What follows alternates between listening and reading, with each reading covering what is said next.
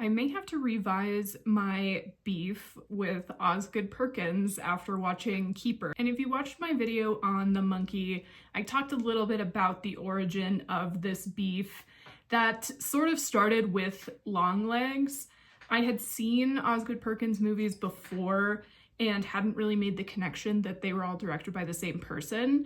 And after Longlegs was released, I was thoroughly saddened that I didn't like that movie as much as I was anticipating. I think one of the main reasons that I was skeptical about this movie was I thought maybe The Monkey was an outlier because it was very comedic, and unlike some of his recent releases before that, they were very serious in tone. And from the brief sort of information I got about Keeper, I thought that it would sort of be in line with like Longlegs or I Am the Pretty Thing That Lives in the House.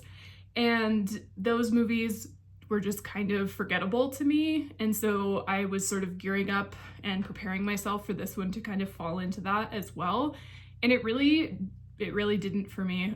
So I'm actually genuinely excited to do this review with you all. So as I established, this is Keeper, which was just recently released in November. It is directed by Osgood Perkins and written by Nick Leppard.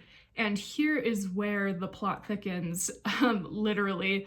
I was looking into this writer to see if he had worked on other Osgood Perkins projects, and he has not. But he also wrote Dangerous Animals from earlier in this year, which was one of the few 5-star movies for me this year. So I think it's kind of coming together why this one was effective for me. This one stars Tatiana Maslany and Rossif Sutherland, who I haven't seen in anything before, but I did find out that he is the son of the late and great Coriolanus Snow, aka Donald Sutherland. A romantic anniversary trip to a secluded cabin turns sinister when a dark presence reveals itself, forcing a couple to confront the property's haunting past. And so this is a supernatural horror. It takes place almost entirely in a very visually stunning cabin in the woods. The themes in this movie kind of give away the overall plot and kind of the twist at the end, so I'll talk more about that in spoilers. But overall, I think it has a lot to do with nature and kind of the mysteries of nature and how we sort of maybe exploit and take advantage of certain things in and around nature that come back to bite us. I'll just say that. This also follows a couple, so there are themes around trust within a romantic relationship, people not being who they say they are, things like that. So talking about execution, this movie is really a slow burn. I did see some reviews after watching it kind of talking about that. I don't think that a slow burn is necessarily for everyone, especially for those who are promised, you know, the scariest movie of the year. It does take a little while to get into like the visual horror. And while it is a slow burn, I think it is definitely worth watching it through to the end because it does pay off. At least for me, it did. Tatiana Maslany was a delight, which was no surprise. I have loved her since watching Orphan Black. I think she's a really talented and underutilized and underrated actor. She's just fantastic in this role. I think she does a really excellent job specifically at being scared. I believed her entire performance. I felt her entire performance. Tatiana Maslany is also just so beautiful, and I think the costume department really did her justice in this movie. She had some really excellent, like, colorful and unique outfits. Rossif Sutherland was also very good in this. He's definitely foreboding, a bit mysterious, and charming, like, all at the same time. And like I said, I will always trust Osgood Perkins to make a movie that is beautiful and unsettling. Whether or not the story is effective is a little bit more of a toss-up, but he definitely knows how to get really visually compelling shots and kind of create like a moody, unsettling atmosphere. One of my personal pet peeves is people moaning while eating, and that happens a lot in this movie. If that's something that you are sensitive to, just be prepared for lots of that. So what really compelled me about this movie is the visual frights. It has some really unique visuals, things that I wasn't expecting. I tried to stay away from trailers as much as possible just because me plus trailers, specifically Osgood Perkins trailers, it warps my expectation of what the movie's gonna be. Even when I was watching trailers for this movie in the theater, I would look down or I'd like look away and try not to like see any of the visuals, and I think that really worked out for me. I was not expecting it to spook me quite as much as it ended up. And again, Tatiana Maslany being scared in the way that she was in this movie just like really put us in with her. Sometimes people's reactions don't quite match what's going on, but it felt very realistic to me. There are some pretty effective jump scares if that's something you're sensitive to. It's not particularly gory, but it is kind of gross in a different way. So at this point, we'll go into spoilers. So if you don't want to be spoiled for Keeper, go ahead and watch it in theaters and come back and let me know what you think. This is also a great time to subscribe, like this video, drop a comment down below, or follow me on any of my social media. I do Instagram, TikTok, and Letterboxd. So the ending of this movie was a pretty well-kept secret, I'll be completely honest. I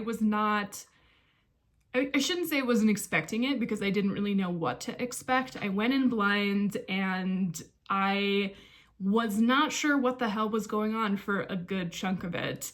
And I honestly sort of left the movie not entirely knowing what happened. So it turns out that Malcolm and another character that was introduced, his cousin, are actually several hundred years old and had found a woman in the woods who I guess is some kind of witch type creature who had given birth to these animal monster demon things that live in the woods, but they had killed the mother and sort of struck a deal with the creatures in that they would bring women to them in exchange for like eternal life.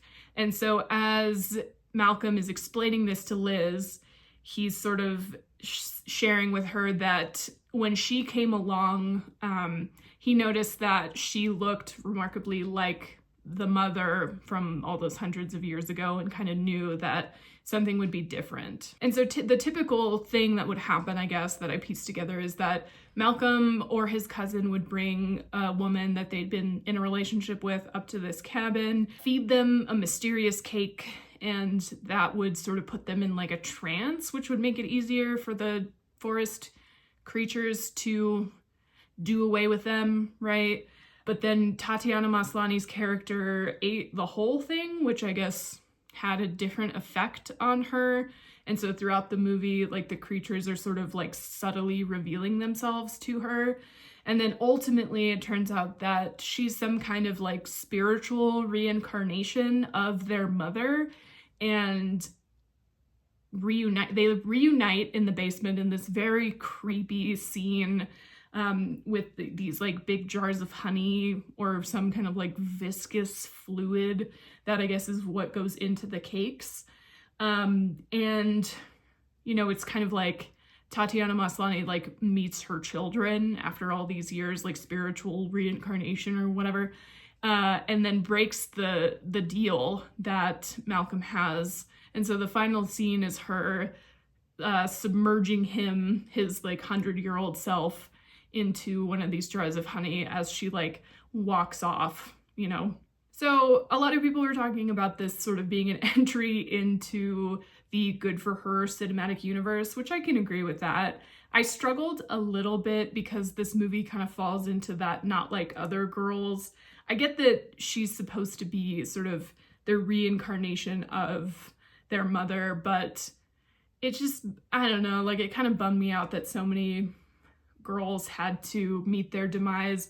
And that's another thing we don't really know. It's sort of implied that they merged into one of the creatures, because there's a beautiful, very visually compelling shot where this creature who is wearing a bag over its head like takes off the bag and it's like multi-faced And I think it's implied that like the women sort of merged with it. So maybe they're not dead. I don't know. And maybe that was part of what the story was trying to go against, but it's definitely giving like you're not like other girls, and that's personal, just like nitpicky type of thing. I don't feel like the payoff was quite what I wanted. I think I could have used a little more emphasis on the good for her part of this.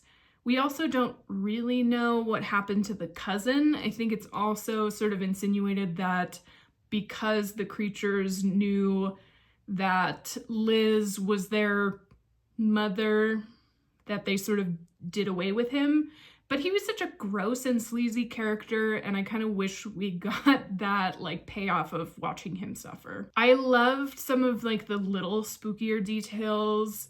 In the beginning, the very beginning, Liz draws like a little heart in steam on the window, and then later when she's in the bathtub, it's like the creature kind of, you don't see the creature, but you see like the heart forming in the window. And it's kind of this interesting like connection that you think about later once you realize that she's kind of like their mother. And I thought that was really cool. I also really loved the detail, one scene where she wakes up and her cardigan is backwards. And then she also like experiences the model that the cousin was dating who got swallowed by the forest creatures, you know, in this kind of like unsettling, like she looks like herself but just kind of off, and there's like one big version of her and one smaller version of her. Like the visual horror in this movie was excellent and really unique and just kind of like caught me off guard a lot. It takes a really well done creature in a horror movie to unsettle me. I think a lot of the time I'd rather see less than more. A good example of this is Sinister. I feel like the demon in Sinister like took me out of the movie. I was really vibing with it, and then seeing him look like, you know, essentially like a Swedish death metal band member, just, I don't know, it ruined the vibe. This movie did not ruin the vibe with the creatures. I think they were really well put together and very unique, like not something I had seen before. I was gonna talk about more themes and spoilers, and I think this movie has this kind of like theme around hubris, right? About the price of immortality, you know, these two cousins having to essentially like kill their girlfriends in order to live forever, and how that eventually comes back to bite them. Also things around like motherhood. And there's this kind of interesting connection that I've noticed in other movies about, you know, the pairing of women and the forest, and kind of this like mysterious nature of forests and the mysterious nature of women, specifically like in The Witch. It kind of just reminds me of like how these two things get paired even in, you know, like old stories, right? Like The Witch of the Wood, that kind of thing. It's just an interesting concept and like can be very visually intriguing. I think sometimes it can lean a little too far away from celebrating femininity and can be a little bit like condemning it, which is, you know, takes it a little too far. But it's in this movie, I think it's very interesting, and I like this idea of like these mysterious creatures that like cannot really be tamed but can be like bargained with in a way, at least for like a little while. So overall, the frights were really effective. The acting was really good. It was a compelling story, even though some things were sort of left unresolved. So I gave this a 4 out of 5. I did enjoy this movie a lot more than I thought, and I'm really grateful for that. It's been kind of a tough last few reviews, so I'm glad that this one exceeded my expectations. Let me know your thoughts on Keeper and where it falls in your favorite Osgood Perkins movies. And again, don't forget to like and subscribe to my channel. I do videos as often as possible. This is just a hobby for me. I do have a full-time gig outside of this. I'm also on TikTok, I'm on Instagram, I do short form content on there, and I also post my reviews on Letterboxd. And if you've made it this far in the video, I appreciate you endlessly. Thank you for supporting me.